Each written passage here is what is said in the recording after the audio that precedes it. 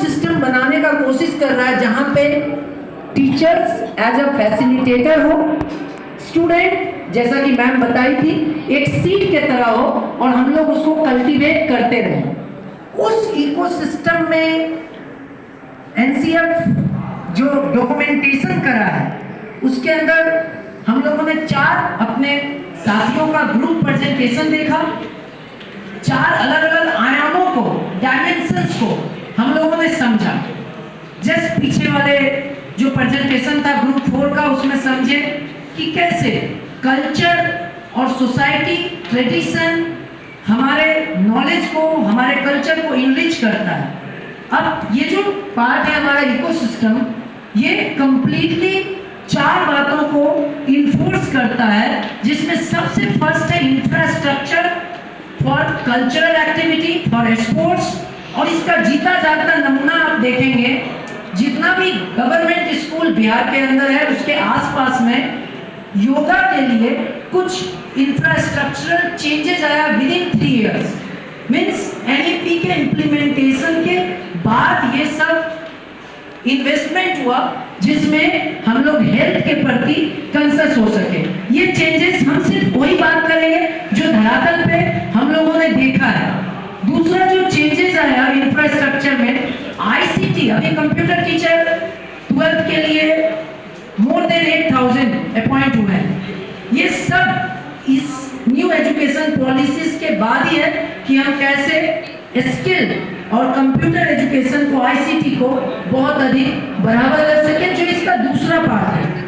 तीसरे पार्ट में चलते हैं कि एक्सपेरिमेंटल लर्निंग और नॉलेज सिंथेसिस को सबसे ऊपर रखा जाता है। एक्सपेरिमेंटल लर्निंग को 1986 में भी जो फ्रेमवर्क पूरा बना था उसमें, लेकिन उसको सिर्फ उस समय एम्फसाइज करा गया था बड़े लेवल तक।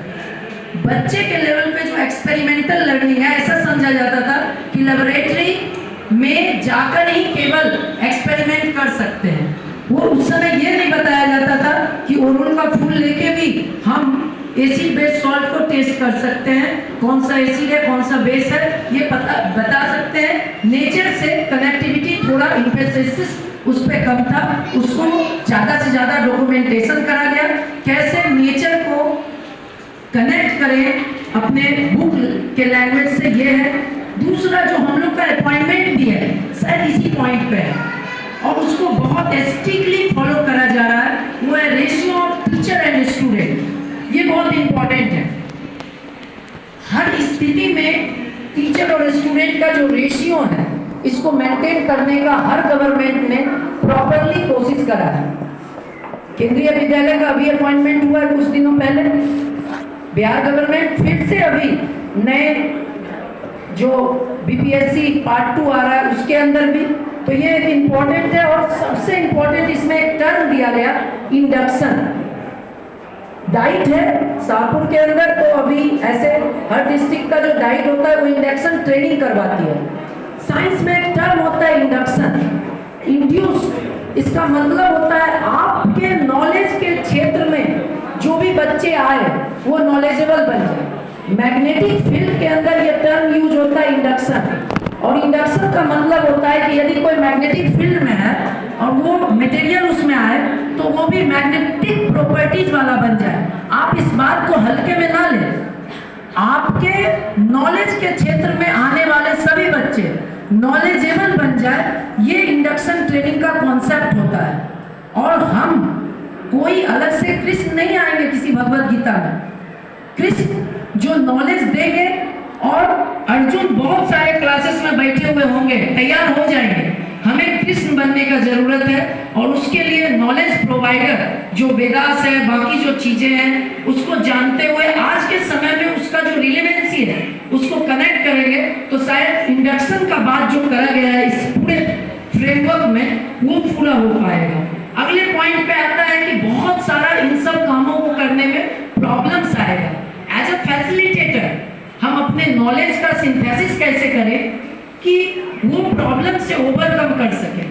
क्योंकि होता क्या है कि हम लोग प्रॉब्लम्स को ज्यादा बड़ा मान लेते हैं। We are always discussing about the problems, लेकिन उसका सॉल्यूशन जो पॉसिबल बेस्ट सॉल्यूशन है उसके तरफ खत्म हमेशा एफर्ट लगाना चाहिए, जाना चाहिए, कोशिश करना चाहिए। अगला जो टर्म आता है पूरा का पूरा जो इस इकोसिस्टम को डिनोट कर रहा है, जो एनईपी एक्चुअली में कह रहा है, हमें समझना होगा कि क्या ऐसा प्रॉब्लम था 1986 के एनईपी या फिर एनसीएफ में जो इतना चेंजेस लाया गया।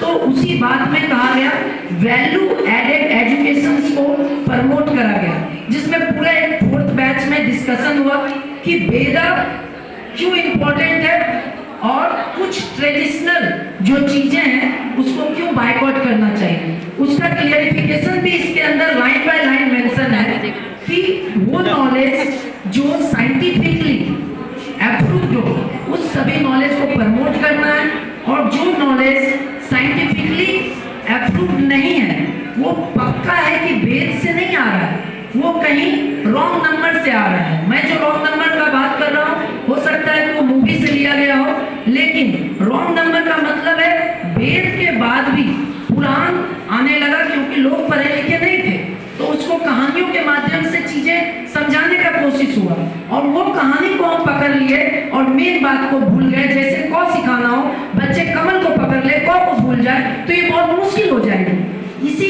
टर्म में एक बात आता है कि हम अपने जानवर, अंदर हम पशु ही होते हैं, मनुष्य बनने की प्रक्रिया होती है और जानवर अंदर का मारने का बात होता है, लेकिन हम क्या करते हैं कि बलि चढ़ाते हैं और हमने जानवर को सीधे कॉन्क्रीट रूप में ले लिया, जबकि वो सिंबॉलिक था।